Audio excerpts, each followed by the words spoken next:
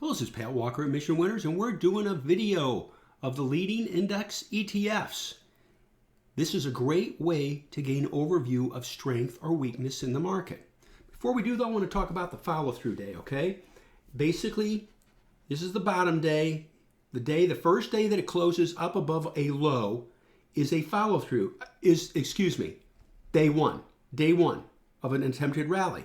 Here it is. It doesn't matter if the volume is heavy or not, just that it closes up, all right? So if we take that into consideration, this would have been a day one. No day one, no day one. And you can say, why do you say that?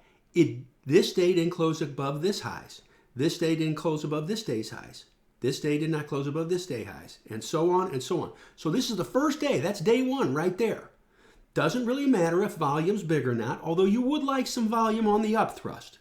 Day two, day three, day four. So here's day four. Look at day four. It closed down. So that can't be it. Here's day five. Okay, this could be a follow-through day on the SPY, on the spiders, okay? What's missing? Did it take out the highs of the previous day? Yes. How was the volume that day? It's not that heavy. There's not a lot of power there, okay?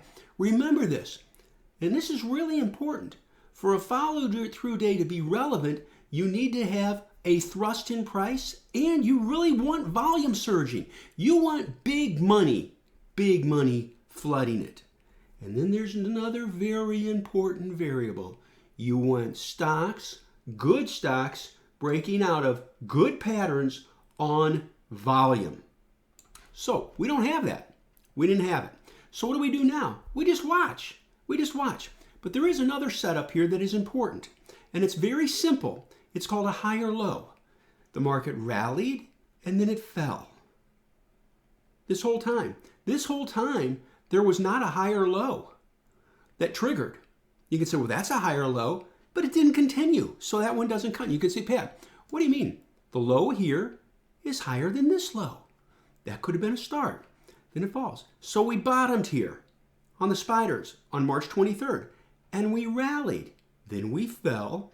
Is there a potential we get a higher low? Well, we do have a higher low at this point in time. Am I saying that's the low? Hey, do you know the future? I don't. I don't know anybody that knows the future, okay? So we have to wait and see if we can get some semblance of a trigger on the spiders. At this point in time, we have a higher low, and that can lead to a meaningful bottom. I said can. I didn't say will. But I just want to share that setup with you, okay? Here's the cues. Also here's the low, rallies. We have a higher low. Perhaps it's going to start taking out these tops with volume. That would be very constructive. And for it to be meaningful, we need to have good stocks breaking out of good patterns on volume surges. So just wanted to clarify something for you. Looking at either a follow-through day or a higher low is meaningful. It works. But let's go through the leading index ETFs. Here's the IBD 50 ETF. This is a good proxy for leadership in the market. What do we have here, folks? We have a higher low. Perhaps it'll start to lift. I said perhaps. I'm not saying it will. But again, a higher low can be meaningful and useful for investing. By the way, I did say investing. I'm not trading. We're not traders here. We're not going to scalp for 30 and 40 and 50 cents. No. So we watch this. Gold, higher lows, below, gold is tough to deal with. Junior gold, tough to deal with. Gold, higher lows, possibly it'll lift. It's tough to deal with, all right? Biotech has a higher low. Perhaps it'll lift. It's a little bit below. And I'm going to share something with you now. Look for strength. How can you tell if there's strength? What indexes or ETFs are closest to the 200-day? You'd prefer them above the 200-day, but IBB is relatively close to the 200-day. Technology has a higher low. Perhaps it'll lift a little bit further away from the 200-day. Mid-cap, higher low, far away from the 200-day. What does that tell us? You might want to stay away from mid-cap stocks. There's the power for you. IWM, higher to low, way below the 200-day, and the 200-day is falling. Small-cap stocks. But contrasted. We did mid-cap, we did small-cap. Here we go. Right here we will go to the big stocks. A little bit closer, and the 200 days rallying. Something to consider. Let's continue onward with our study. Oil services, high or low, but below. This is junk. This is low probability here, okay? Move on.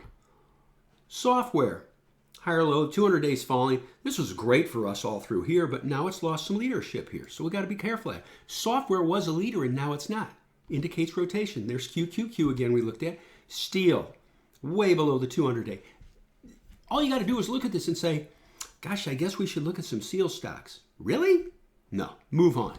Semiconductors, high or low, closer to the 200-day, and the 200-day is still rising. Watch this. 200-day falling. SMH, semi, 200-day still rising. Okay, now we've got a potential. Spiders, 200-day falling. High or low, 200-day falling. Solar, 200-day flat, high or low.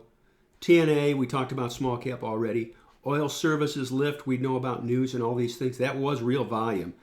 Lots of overhead, lots of gaps. That's not a high. Always think about this. Take a step back. Say, would I see this chart set up in any book on good investing tactics and principles? Would you see this? The answer is, don't think so. Aerospace, high or low, but way down here. What lifted this? Boeing.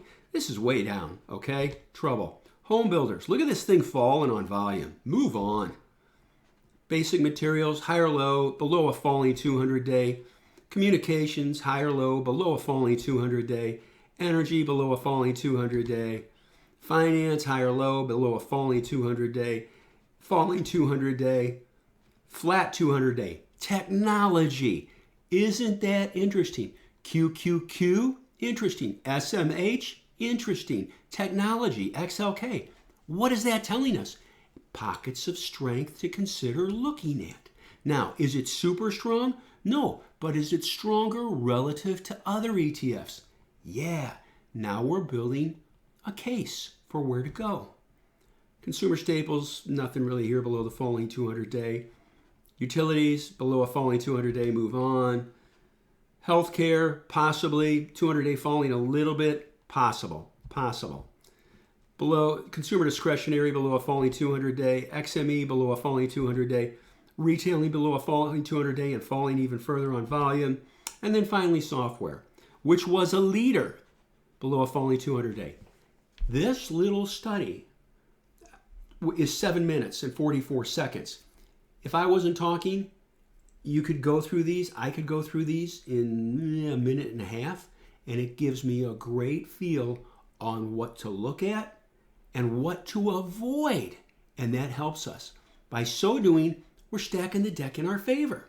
Anyway, I wanted to share that with you. This is for everybody. This is one of the routines we do every day. It helps frame up strength and weakness. And what do we want to do, folks? Cut to the chase. I want to buy strength. You have a follow-through day? Remember this. You get the follow-through day, you got to look at the leading sectors, and you got to find stocks that have either great earnings and or great sales in great groups, and they are breaking out of a good pattern, and they're doing it on volume. That's stacking the deck in your favor. There you go. Hope this helps you. Have a good, safe weekend, and I'll say this, and I really mean this sincerely, please be careful. Do keep distance. Keep distance. Wash your hands. Really wash your hands. You say, oh, you sound like my mom or dad. Okay, I'll give you that. I've got 4 kids. They're older, but take care of yourself. Got to last a lifetime. Yours. Thank you and have a good, safe weekend.